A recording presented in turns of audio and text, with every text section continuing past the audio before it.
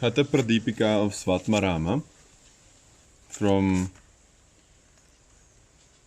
the Lonava Yoga Institute of India is a book for any person who is interested in yoga. Even if you're beginning, or if you're in the middle, or if you're just exploring the literature, or if you have been practicing for many years, this is a very concise and direct text that is very beneficial for anybody who is aspiring towards yoga. So in this video, I'll be talking about the first 4 chapters. So Svatmarama was a Nath yogi. The Nath Sampradaya is one of the Sampradayas in India which have preserved the science of yoga. Let me first just introduce the first Nath, who is which is a synonym for Shiva. He is regarded as the propounder of many shastras, not only yoga. After him, there is Matsyendra, who is regarded as a disciple of Adinatha. After him, his disciple was Gorakshanath, who was taught in the 10th century. I bow down to Sri Adinatha, who propagated the wisdom of Hathayoga, which is regarded as a ladder to reach the highest state of Raja Yoga. So Raja Yoga can be referred to the Patanjali Yoga Sutras, which is a very systematic way how to discover yourself, how to go into yoga. Success in yoga is attained through the following 6 means: enthusiasm, firm resolution, patience, correct understanding, stability, shunning public contact, knowledge of scriptures, guidance from a guru or a teacher, personal experience, and control of mental activity are considered as valid means of success according to the adepts. The following 6 things will ruin the yoga practice: overeating, overexertion, thinking too much, or eating too much, or doing too much physical exercise, excess talking, extreme austerity, which can be not eating for many days, and public contact and greed. When they say public contact, of course you need to have relationships in your life, otherwise I don't know how we could live. But public contact is being exposed too much to daily happenings, or going too much out, or being just distracted by what's going on outside too much. Moreover, one should avoid association of the wicked people, fire, women, here women meaning opposite sex, long walk, morning bath. Morning bath, in my view, is in morning. It's the temperature of the water is usually lower, so it's not good to be too cold. Don't make your body too cold, because that will drain your energy too much. A cold bath is fine, from my experience, but only if you're in a warm place. Then, skipping food and excessive physical strain. The wholesome food items for yogi should comprise of wheat, rice, barley, shashtika, a special variety of rice which takes 60 days to harvest, milk, ghee, sugar, butter, sugar candy, honey, dry ginger, the patola, a kind of vegetable, the set of 5 recommended leafy vegetables, green gram, and a little water. Shashtika is a variety of rice and is light for digestion. Moreover, a yogi should consume food which is sweet, unctuous, light, containing milk products, nutritious, food items of one's choice, and suitable for the practice of yoga. So this is a very good point. Food items of one's choice, because every person is unique, and even I'm confident to say even the best doctor in the world will not be able to completely tell you what you should and should not eat. You have to know for your own self, and also take responsibility for what you eat. Taste like bitter, sour, pungent, salty, hot, green leafy vegetables, sour gruel, oil, mustard, sesame, fish, alcohol, meat like mutton, curd, buttermilk, culata, a type of lentil, berries, oil cakes, asafoetida, garlic, etc. are unsuitable for consumption. Food that has been heated over again, dry, excessively salty, paste of sesame, stale food, and excess of vegetables are also unwholesome and must be eschewed. I believe that even today's science has proved that eating food that has stayed overnight and basically given space for various organisms to start devouring it, it's not very conducive to our digestive system. Because what you're doing is you're taking in food that is already being digested by some other microorganisms, and you're mixing it with your own microorganisms. So I don't know what's happening, but I don't think it's a very friendly conversation in your stomach. The 10 yamas are non-violence, truthfulness, non-stealing, celibacy, following the path towards Brahman, which is brahmacharya. Celibacy does not refer only to sexual restraint. This is also any type of energy that flows outward from your thinking, through your thinking. Forgiveness, forbearance, kindness, simplicity, moderate diet, and cleanliness. Cleanliness meaning both physical and mental, I would add. Consuming sweet and unctuous food, keeping 1/4 of the stomach empty, and the food consumed after offering to Shiva with a view to please him is considered as mitahara. According to the experts of yoga, the 10 niyamas are austerity, contentment, faith in God and scriptures, charity, worship of God, listening to the philosophical doctrines, koi, conscience, penance, and sacrificial rite. These are able to remove the sins like a strong wind blowing away the dust. The function of a sacrificial rite to a large extent is to bring your mind to something which is has a divine aspect to it. Thus ends the first chapter of Hathapradipika. Second chapter. The asanas being first part of Hathayoga curriculum are being discussed here. Practice of asanas alleviates diseases and contributes to an efficient body. The set of 4 asanas is Siddha, Padma, Simha, and Bhadra. Siddhasana is the best among these 4, which one should practice diligently. So there are other asanas described in Hathapradipika, but these are the, let's say, meditation asanas you should practice, and at least one of them you should master, so that when you want to sit for longer periods of time, you can always go towards it. One should press the heel against the perineum and put the other foot over the organ of generation. He remains erect and steady, controls the senses with the gaze fixed between the eyebrows. This is called Siddhasana, which opens the door to liberation, moksha. One should always practice only Siddhasana from among all the 84 asanas. It causes cleansing of the morbidity of the 72,000 nadis.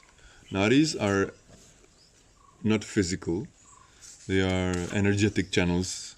A yogi who continuously practices Siddhasana for 12 years, takes moderate diet, and is engaged in the study of the self, attains the state of samadhi. Study of the self here is referred both studying scriptural knowledge, and also study of yourself. So analyzing your habit patterns and analyzing your psyche and your emotions. Through firm practice of Siddhasana, all the 3 bandhas are automatically formed. Bandhas are locks, or when you make a knot.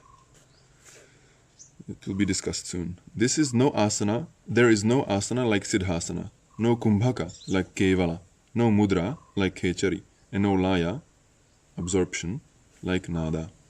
Actually, this institute describes asana as no desire. Kumbhaka, kevala kumbhaka, it's a breath retention, where one goes into a state where one does not feel the need to breathe in or breathe out. Mudra is a seal. Khechari is that which carries you to the sky.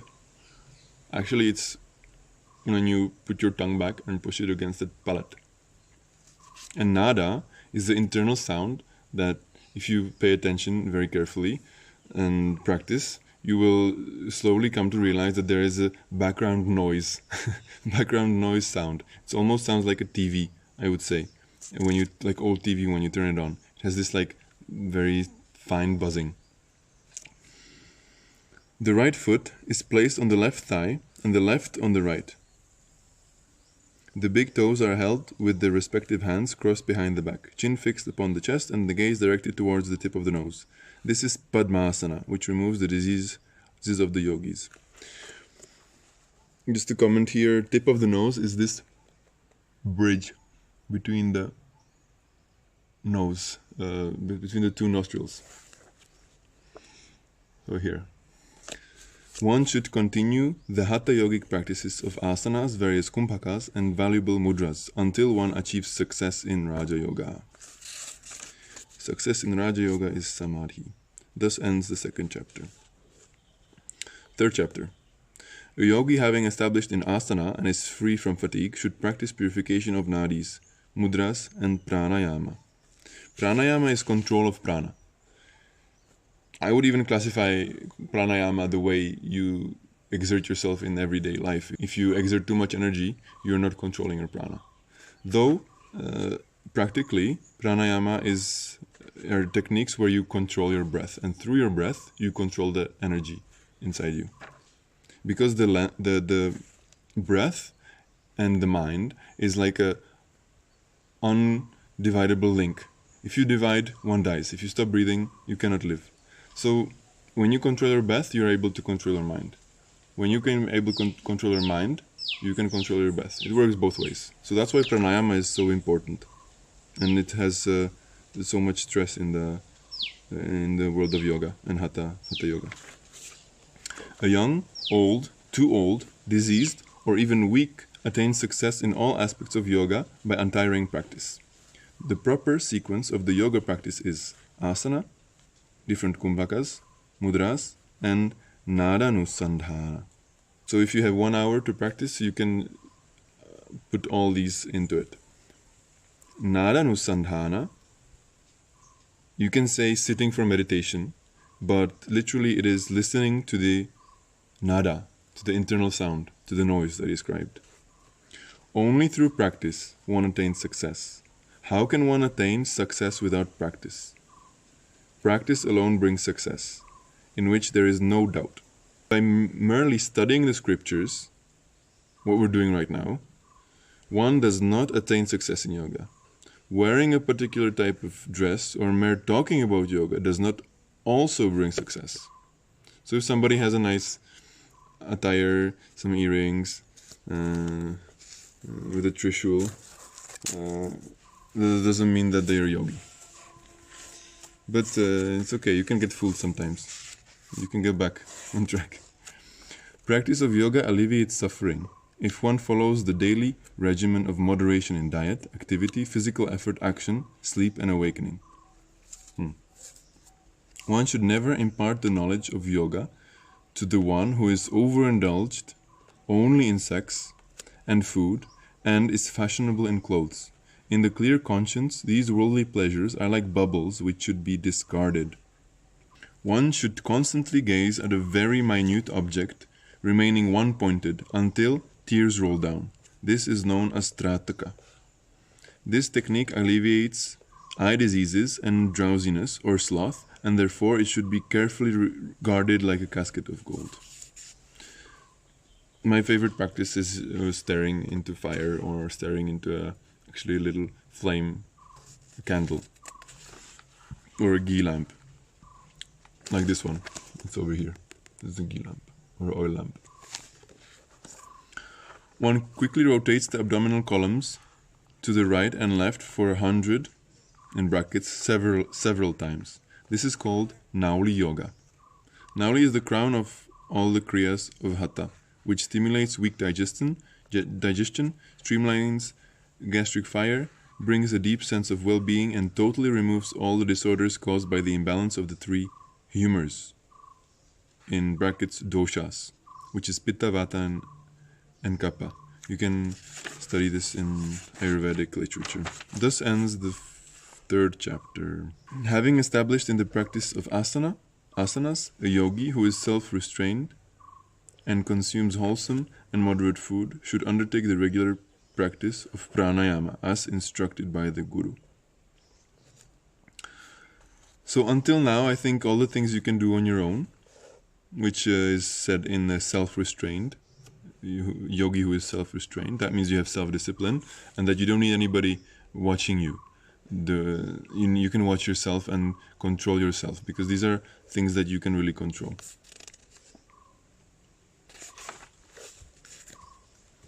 Even the deities like Brahma and others attained perfection through consistent practice of pranayama.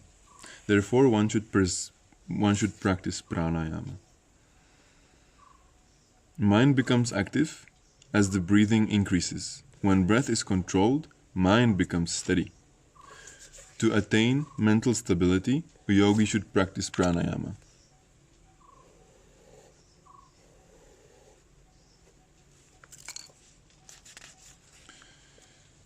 All this should be advised by a teacher, because he will give you the basic techniques. And once you master the basics, it's easy to go a little bit further. But do not rush and have a teacher unless you want to risk your health, which is please don't do. Sitting in Padmasana, a yogi should inhale through the nostrils and retain the breath. Thus, one undoubtedly becomes liberated. One should rub the body with the sweat caused by exertion of pranayama. I would also add any types of sport whenever you sweat. This makes the body strong and light.